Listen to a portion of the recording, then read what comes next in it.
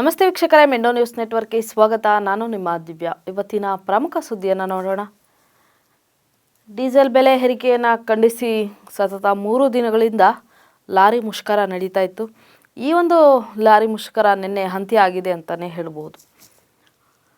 Lorry ಮಾಲೀಕರ ಸಂಘ ಹಾಗೂ ಏಜೆಂಟರ ಸಂಘ ಈ ಒಂದು ಒಕ್ಕೂಟ ಏನಿತ್ತು, ಇವರು ಡೀಸೆಲ್ ಬೆಲೆ ಏರಿಕೆ ಹಾಗೂ ಅವರ 5-6 ಬೇಡಿಕೆಗಳನ್ನು ಪೂರೈಸುವಂತೆ ಸರ್ಕಾರದ ಮುಂದೆ ಮನವಿಯನ್ನು ಇಟ್ಟು ಲಾರಿ ಮುಷ್ಕರವನ್ನು ನಡೆಸ್ತಾ ಇದ್ದರು. ಸೊ ಈ ಒಂದು ಲಾರಿ ಮುಷ್ಕರ ನಿನ್ನೆ ಅಂತ್ಯ ಆಗಿದೆ.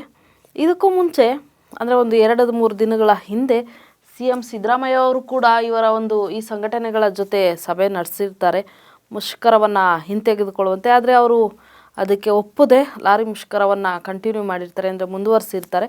ಆದರೆ ನಿನ್ನೆ ಸಚಿವ ರಾಮಲಿಂಗಾರೆಡ್ಡಿ ಅವರು ಅವರ ಮನವೊಲಿಸಿ ಸೂಕ್ತ ಕ್ರಮ, ಅಂದರೆ ಅವರ ಬೇಡಿಕೆಗಳು ಏನೇನಿದೆ ಅದಕ್ಕೆ ಪರಿಹರಿಸುವಂತೆ ಒಂದು ಸೂಕ್ತ ಕ್ರಮವನ್ನು ಕೈಗೊಳ್ತೀವಿ ಅನ್ನೋ ಒಂದು ಭರವಸೆಯನ್ನು ನೀಡಿದರು.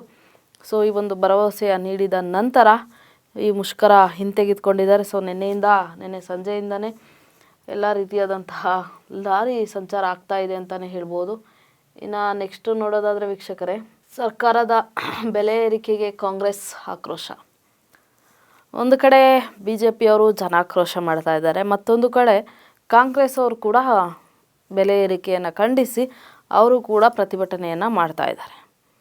BJPಯವರು ಒಂದು ಕಡೆ ಜನಾಕ್ರೋಶ ಯಾತ್ರೆ, ಬೆಲೆ ಏರಿಕೆಗಳಾಗ್ತಾ ಇದೆ, ಪ್ರತಿಯೊಂದರು ಬೆಲೆ ಏರಿಕೆ ಮಾಡ್ತಾ ಇದ್ದಾರೆ ಕಾಂಗ್ರೆಸ್ ಸರ್ಕಾರ ಅಂತ ಇವರು ಪ್ರತಿಭಟನೆ, ಜನಾಕ್ರೋಶ ಎಲ್ಲ ಮಾಡ್ತಾ ಇದ್ದಾರೆ. ಇನ್ನೊಂದು ಕಡೆ ಕಾಂಗ್ರೆಸ್ ಅವರು ಕೇಂದ್ರ ಸರ್ಕಾರನೇ ಫಸ್ಟು ಎಲ್ಲ ದರವನ್ನು ಹೆಚ್ಚಿಗೆ ಮಾಡಿದ್ದು, ಹಾಗಾಗಿ ನಾವು ಯಾವುದೇ ರೀತಿ ಹೆಚ್ಚಿಗೆ ದರ ಮಾಡಿಲ್ಲ, ಎಲ್ಲ ಒಂದು ಕಡೆ ಗ್ಯಾರಂಟಿ ಏನು ನಾವು ಗ್ಯಾರಂಟಿಗಳನ್ನ ಕೊಡ್ತಾ ಇದ್ದೀವಿ, ಅದರಿಂದ ಇವರು ಈ ರೀತಿ ವರ್ತನೆ ತೋರಿಸ್ತಾ ಇದ್ದಾರೆ ಅನ್ನೋ ರೀತಿಯಾಗಿ ಒಂದು ಕಡೆ ಕಾಂಗ್ರೆಸ್ ಅವರು ಕೂಡ ಪ್ರತಿಭಟನೆಯನ್ನು ಮಾಡ್ತಾ ಇದ್ದಾರೆ.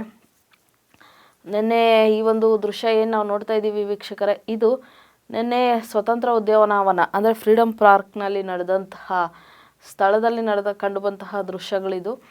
ಈ ಒಂದು ದೃಶ್ಯದಲ್ಲಿ ನೋಡ್ತಾ ಇದ್ದೀವಿ, ಇಲ್ಲಿ ಸಿಲಿಂಡರ್ನ ಇಟ್ಟು ಪ್ರತಿಭಟನೆ, ಇಂಧನ ಬೆಲೆ ಏರಿಕೆ ಅಚ್ಚೇ ದಿನ್ ಮರೀಚಿಕೆ, ಏರಿದ ಸಿಲಿಂಡರ್ ಬೆಲೆ ವಾಪಸ್ ಬಂತು ಸೌದೆ ಒಲೆ, ಈ ರೀತಿಯ ಒಂದು ಪ್ಲೇ ಕಾರ್ಡ್ಗಳನ್ನು ಹಿಡ್ಕೊಂಡು ಬೆಲೆ ಏರಿಕೆಯ ವಿರುದ್ಧ ಕಾಂಗ್ರೆಸ್ ಅವರು ಕೂಡ ಪ್ರತಿಭಟನೆಯನ್ನು ನಡೆಸ್ತಾ ಇದ್ದರು.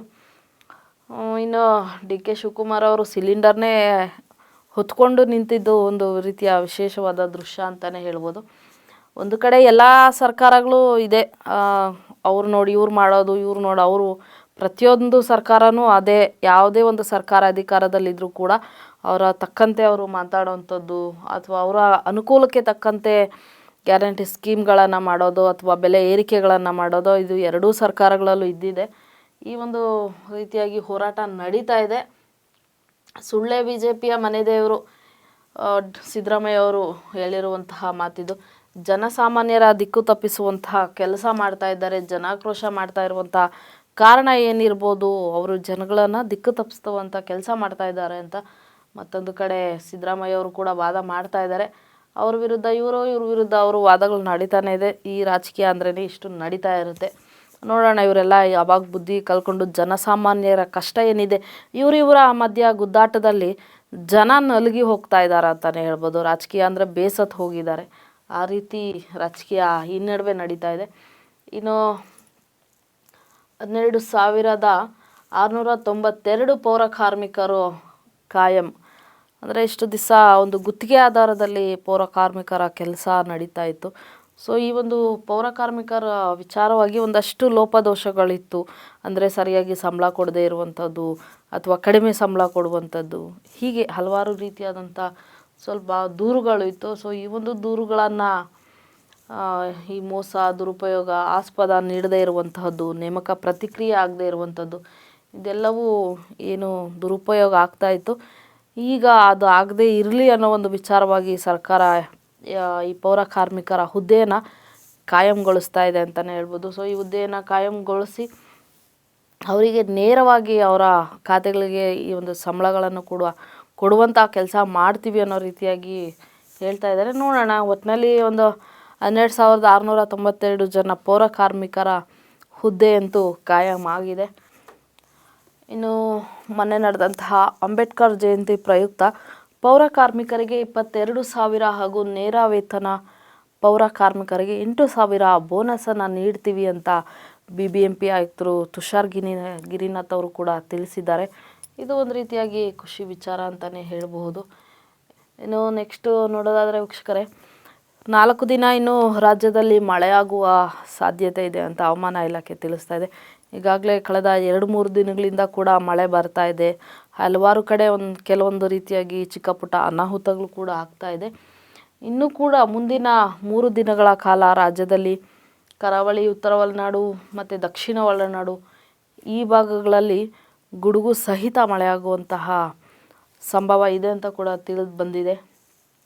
ಇನ್ನು ಕೊಡಗು, ಹಾಸನ, ಚಿಕ್ಕಮಗಳೂರು, ಮಂಡ್ಯ, ರಾಮನಗರ, ಚಾಮರಾಜನಗರ, ಬೆಂಗಳೂರು ನಗರ, ಬೆಂಗಳೂರು ಗ್ರಾಮಾಂತರ ಹೀಗೆ ಎಲ್ಲ ಭಾಗದಲ್ಲೂ ಕೂಡ ಗುಡುಗು ಸಹಿತ ಮಳೆ ಆಗುತ್ತೆ. ಇದಾದ ನಂತರ ಕೊಪ್ಪಳ, ಕಲಬುರಗಿ, ಗದಗ ಈ ಭಾಗಗಳಲ್ಲಿ ಸ್ವಲ್ಪ ಮಟ್ಟಿಗೆ ಮಳೆ ಆಗುತ್ತೆ. ಇನ್ನು ಉಳಿದ ಭಾಗಗಳಲ್ಲಿ ಮಾಮೂಲಿ ರೀತಿಯಾದಂತಹ ಹವಾಮಾನ ಅಂದರೆ ಬಿಸಿಲು ಇರುವಂತಹ ಸಂಭವ ಇದೆ ಅಂತ ಕೂಡ ಹವಾಮಾನ ಇಲಾಖೆ ತಿಳಿಸಿದೆ. ಒಟ್ಟಾರೆ 3-4 ದಿನಗಳಿಂದ ಕೂಡ ಮಳೆ ಬರ್ತಾ ಇದೆ. ಇನ್ನೂ 3-4 ದಿನ ಮಳೆ ಇರುವಂತಹ ಸಂಭವ ಇದೆ ಅಂತ ಹವಾಮಾನ ಇಲಾಖೆ ತಿಳಿಸ್ತಾ ಇದೆ.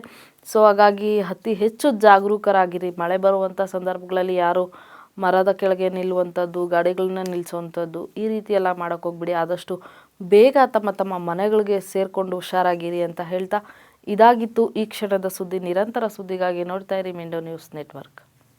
ಮೆಂಡು ನ್ಯೂಸ್ ನೆಟ್ವರ್ಕ್, ಸತ್ಯದ ಕನ್ನಡಿ.